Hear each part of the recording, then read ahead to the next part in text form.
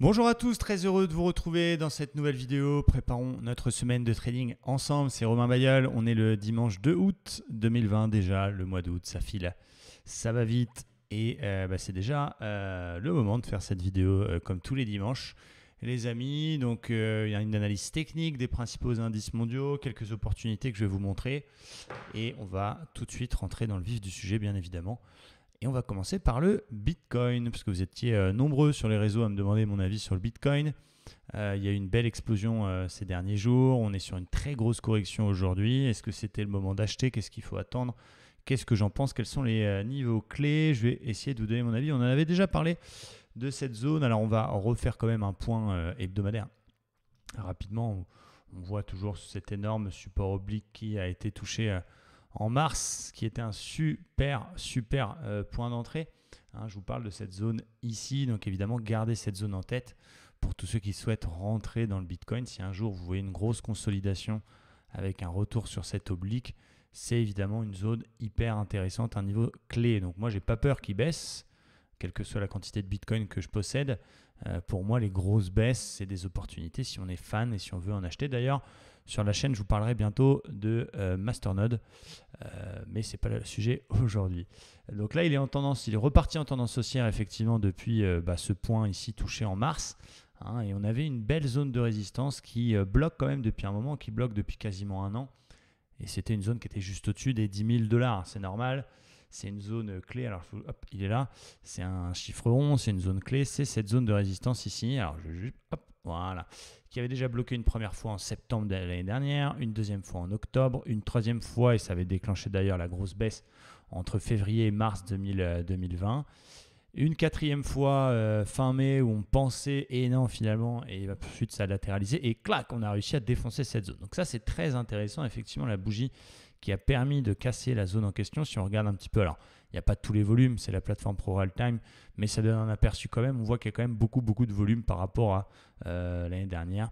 La dernière accélération, il y a eu quand même pas mal de volume. Donc ça c'est bien quand on a une cassure accompagnée de volume. Maintenant, qu'est-ce qu'on attend pour ne pas être le seul qui rentre tout en haut? Parce que j'imagine qu'avec les réseaux sociaux, avec tous les commentaires, il y a énormément de particuliers qui sont rentrés, ils ont hésité, hop, ils sont rentrés là.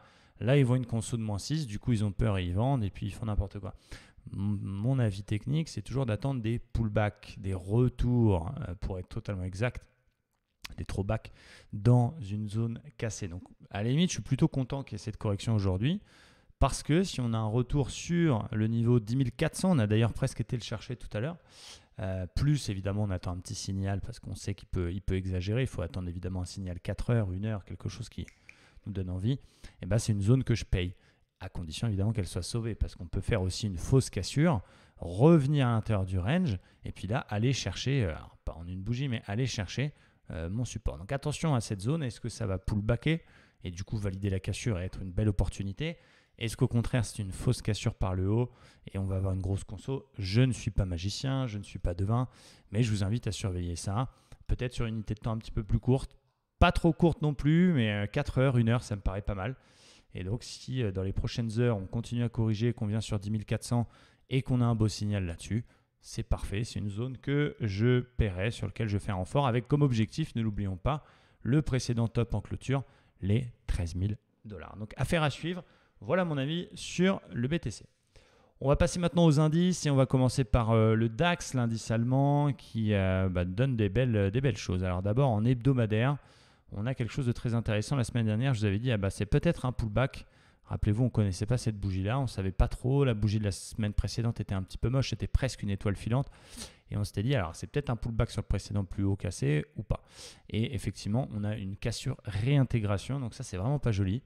Ça ne veut pas dire que la tendance est baissière, ça ne veut pas dire qu'il faut short qui peut, mais ce n'est pas très joli cet échec de franchissement réintégration. On a un nœud, moyenne mobile 50, 220 qui est là autour des 12 000 points qui pourrait, je dis bien, faire support quand même si en cas la correction continue. On va regarder en journalier quels sont mes plans pour la semaine prochaine. Donc là, vous voyez, c'est très technique. Les marchés ne partent pas en vacances, l'analyse technique ne part pas au camping en Vendée. C'est très technique, surtout l'été, mois de juillet, mois d'août. Là, regardez, pile poil la moyenne mobile 204 nus et on a clôturé sur la 50. Donc Ce sont des éléments clés, des éléments que vous devez mettre sur vos graphiques, 50, 20 et 200. Encore une fois, rien de magique, mais ça vous donnera de belles zones de beau niveau et ça vous aidera à lire la tendance. Donc là, on a bien consolidé quand même puisqu'on a perdu par rapport au top 8%. C'est quasiment presque sain même. Et on vient se poser là-dessus. Donc, on est vraiment sur un niveau précieux, clé pour les prochaines semaines. Si on casse ça, effectivement, la conso peut continuer parce que ça voudrait dire qu'on casse et ces niveaux techniques-là et ce que je vous ai montré en F2 tout à l'heure. Et là, ça peut continuer avec un petit Fibonacci qu'on regarde. Hop, pourquoi pas 38%, c'est quasiment sain. Jusqu'à 50%, c'est une corrélation saine. À l'inverse, on peut avoir un très beau signal lundi, faire une belle bougie, un marteau, un avalement, une verte, et ça sonnerait la fin de la conso. Donc là, je suis en train de vous dire où ça monte, où ça baisse. J'ai pas de préférence pour tout vous dire. On est sur des niveaux charnières. Donc ce que je vais surveiller, je vais descendre sur les plus petites unités de temps. Pour l'instant, on est toujours dans une phase de consolidation, puisqu'on est sous une résistance oblique. On a cassé mon beau support que je vous avais montré. Rappelez-vous, celui avec les 5-6 points de contact. Ça a été cassé, pullbacké mardi dernier. On est donc dans une petite phase de conso. Donc attention à ne pas non plus faire n'importe quoi. Mais on a d'un côté une petite divergence haussière. Tout est conditionné évidemment par l'ouverture lundi. Il faut savoir qu'il y a Trump qui veut interdire TikTok en Chine. Enfin aux États-Unis, c'est une entreprise chinoise, c'est une application chinoise. Voilà comment ça va être interprété par le marché, est-ce que la Chine va répondre. Bon, voilà, tout ça peut foutre le bordel. Là, on parle vraiment de technique. On a une divergence haussière justement sur les niveaux clés que je vous ai montré tout à l'heure. Donc, on peut avoir un petit rebond technique. Et puis ça peut devenir un niveau très intéressant justement pour ceux qui ont envie de shorter. Donc, c'est ce que je vais surveiller pour lundi, mardi. Ça va être éventuellement d'essayer de choper le rebond s'il y a, si on valide cette divergence. Ou si je n'ai pas envie d'être trop à l'envers du flux, je vais attendre le rebond et je vais surveiller cette résistance qui a 1, 2, 3 points de contact, presque 4. En gros, on échoue là-dessus, on refait un signal sur cette espèce de 200 qui continuera, qui se projette à peu près là. On fait un petit signal 15 minutes type divergence baissière, double top ou ce genre de choses. C'est un très très bon niveau d'intervention pour éventuellement essayer de rentrer en short, pour éviter de shorter le plus bas. Et dans l'autre sens, peut-être qu'on va rebondir et qu'on va percer, qu'on va casser ça. Et que du coup, fin de conso, sortie de résistance oblique. Et là, on va payer pour essayer d'aller chercher un retour sur les 13 300 points. Donc, c'est cette droite oblique qu'il va falloir surveiller. Ça nous donne un niveau à peu près entre 12 650 et 12 600 et 12 150 points. Donc, voilà ce que je vais surveiller pour la semaine prochaine. Je vous parle des grands niveaux. Après, évidemment, sur du 15 minutes, sur du 5 minutes, c'est totalement différent. Mais on serait incapable un dimanche de vous donner un plan pour justement ce genre de temporalité. Bien que il y avait vendredi, et c'est là aussi toute la force de l'analyse technique, c'est quand vous avez des méthodes comme les miennes qui sont plutôt price action, vous devez avoir intérêt, et ça m'est arrivé de me positionner sans, et c'est pour ça aussi que je vous en parle, ça m'est arrivé de me positionner, d'anticiper un petit peu. C'est-à-dire de dire, il y a un W, bon, écoute, plutôt que d'attendre qu'il se valide, et d'ailleurs je l'avais mis sous alerte vendredi, je vais l'anticiper, je vais acheter avant, comme ça je vais gagner plus de points si ça marche, parce qu'il y a un W, il paraît que ça marche. Enfin, je me mets à votre place, je l'ai partagé partout et je me dis que certains peuvent l'interpréter comme ça. Et c'est très important d'attendre des validations parce que regardez, il est venu chatouiller la ligne de pouce W. Finalement, on a clôture en dessous et bam, vous auriez été stoppé puisqu'on met un stop quand on travaille un W sous la jambe la plus récente. Donc, un conseil, vraiment pour les débutants ou en tout cas pour les autres, quand vous voulez travailler des figures chartistes, attendez bien les confirmations, ça permet de rentrer avec un petit peu plus de sécurité. Alors, il n'y a pas de manque à gagner, mais on rentre un petit peu plus tard. Mais par contre, on a moins de on a moins d'erreurs possibles. C'est très important. Donc, j'avais surveillé ça vendredi, ça ne s'est pas déclenché. Next. Et donc, je vais surveiller la zone 12 650, 12 700 points. Ça n'empêchera pas de faire quelque chose entre-temps en intraday. Si on a demain, justement, la cassure de cette zone 12 490, il y aura peut-être un petit trade à faire pour aller chercher justement la zone en question. On verra ça, mais là, on n'est pas vraiment capable de le dire. Et à l'inverse, si on pète directement les plus bas, eh bien, il faudra faire attention à un changement de plan et on s'adaptera. Regardons le Dow Jones maintenant. Très, très, très intéressant. Alors, je vais tout resupprimer. Vous voyez, vous avez un petit résumé des plans qu'on avait fait vendredi. On peut regarder l'hebdomadaire aussi. Sur l'hebdomadaire, on a un marché qui se cherche un peu depuis quelques bougies. On enchaîne presque étoile filante, une belle toupie la semaine dernière. Donc voilà, le marché ne sait pas trop où il veut aller. C'est normal, il y a des vents contraires en termes de fondamentaux. Entre d'un côté des beaux résultats ou des résultats moins décevants que prévu. De l'autre côté, le PIB américain qui a beaucoup chuté. Trump, les élections qui veut décaler. Enfin, c'est un peu spécial. On peut vraiment pas donner d'avis. En daily, c'est pareil. Vous voyez, la moyenne mobile 200, comme elle est extrêmement plate. J'ai l'habitude de dire encore plus plate que mon ex en live. Et là, c'est le cas. Elle est hyper plate. On a fait 2 tentatives de cassure. On a essayé 2 fois, mais les acheteurs sont quand même revenus pour sauver. On a des belles mèches en dessous. Donc, on est dans un marché plutôt neutre. Toujours solide, il faut le dire, mais plutôt neutre.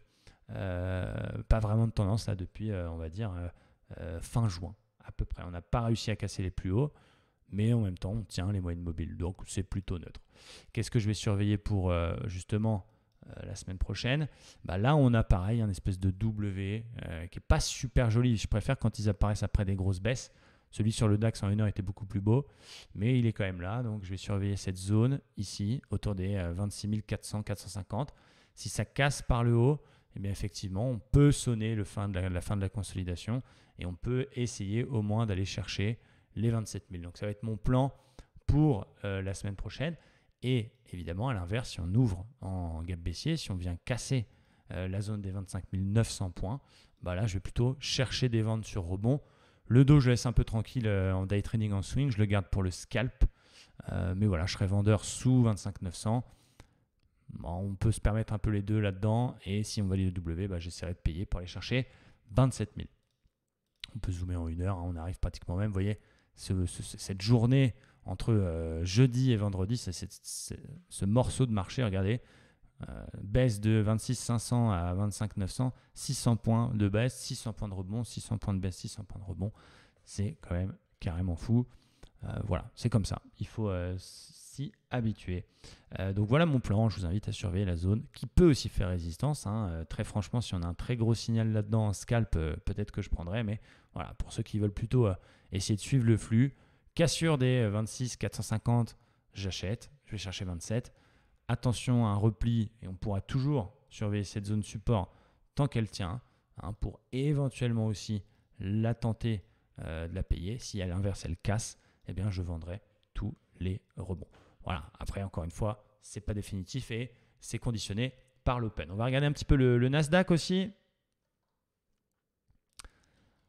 Donc lui, incroyablement solide, des résultats époustouflants, Facebook, Amazon, il y a Google qui s'en sort un peu moins bien, mais il est revenu alors que lui aussi avait corrigé de 6% si je ne m'abuse.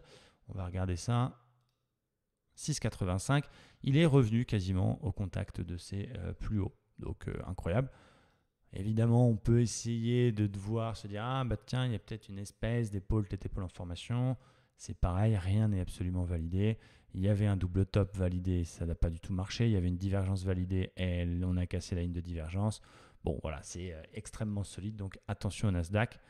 Bravo à ceux qui ont les coronesses de payer la cassure des plus hauts. Moi, ce n'est pas trop mon cas. Je fais attention. Mais voilà, force est de constater que c'est hyper solide et que pour l'instant, les figures de consolidation, les figures de retournement, les vagues de Wolf, les épaules tête épaule, les trucs comme ça, ça ne marche pas sur le Nasdaq. Et si ça marchait à chaque fois, on serait tous milliardaires. Voilà pour les indices. On peut terminer par le CAC 40 qui est beaucoup plus frêle, beaucoup plus... de toute façon, il sous-performe toujours. On a cassé un support oblique, on a cassé la 50, on est sous la 200. Ça sent pas très bon. Alors lui, il fait que suivre. Donc évidemment, si les autres se mettent à rebondir, il va rebondir.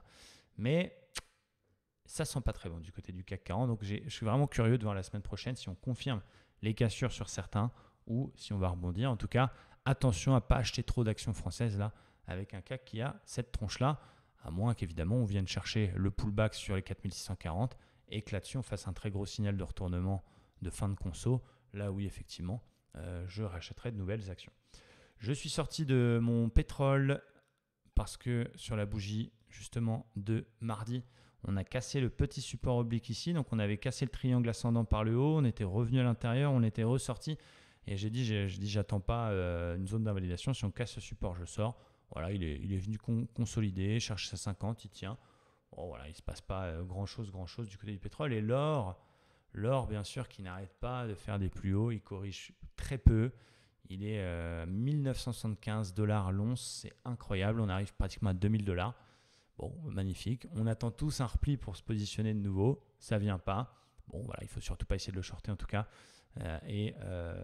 Bravo à ceux qui sont dedans. Moi, j'en ai acheté à peu près au mois de décembre. Évidemment, je l'ai toujours. C'est tout. Pour la partie indice, il y a quelques paires de Forex que l'on surveille. D'abord, GBP-USD, il y a une petite vague de Wolf à surveiller. 1, 2, 3, 4, 5 qui n'est pas encore activée. Je l'ai sous les yeux.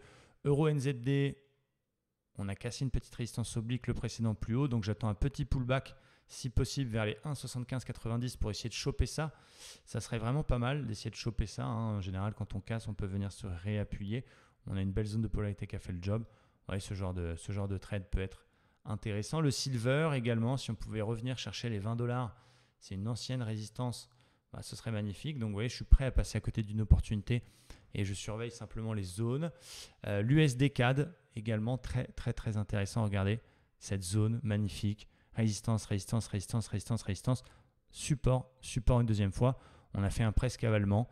J'attends une petite confirmation lundi et je me positionnerai. On peut aussi attendre, si on veut, la cassure de cette espèce de résistance oblique pour avoir un petit peu plus de sécurité parce qu'on a la 200, on a la 50 et on a cette résistance oblique. Donc, on peut essayer de rentrer un petit peu plus tard. Mais cette zone, elle est assez intéressante. Si on casse tout ça, c'est plutôt pas mal. Donc, on va surveiller ça pour la semaine prochaine.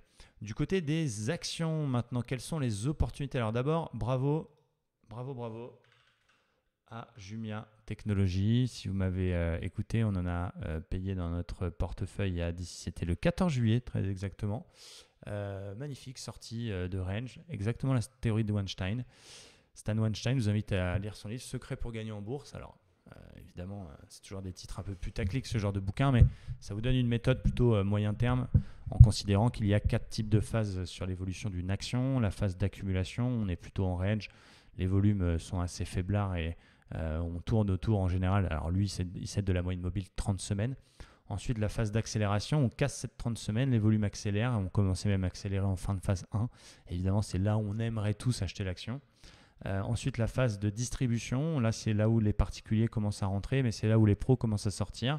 On a une nouvelle phase de latéralisation, on tourne autour de la moyenne mobile 30 semaines, et ensuite la phase de baisse où on casse cette 30, ça baisse, ça vend, et on corrige. Donc, évidemment, c'est jamais toujours scolaire comme ça, mais ça donne une idée de la phase un peu dans laquelle se situe votre action. Et effectivement, on avait détecté Jumia parce qu'on était en train d'accélérer au niveau des volumes et on est sorti de ce range. On peut mettre la 30 semaines pour voir ce que ça donnerait.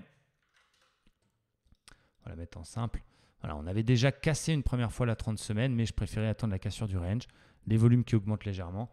Et donc là, on a la chance d'être dedans. On a la chance d'être dedans avec une taille de position raisonnable. J'ai sorti la moitié pour tout vous dire vendredi. Pourquoi? Parce qu'il y avait un gap à combler. Ce gap ici, petit gap baissier du 21 août. Donc, on est venu le combler. Donc, naturellement, quand on fait 40, 50, 60, 70% sur une action, ce qui était le cas, eh bien, je sors la moitié. Il ne faut pas non plus rêver. J'ai un ami qui a été chargé ras la tronche sur une action pharma avec des millions de plus-values et qui, peut-être par manque d'expérience, par gourmandise ou je ne sais pas, a malheureusement pas eu, je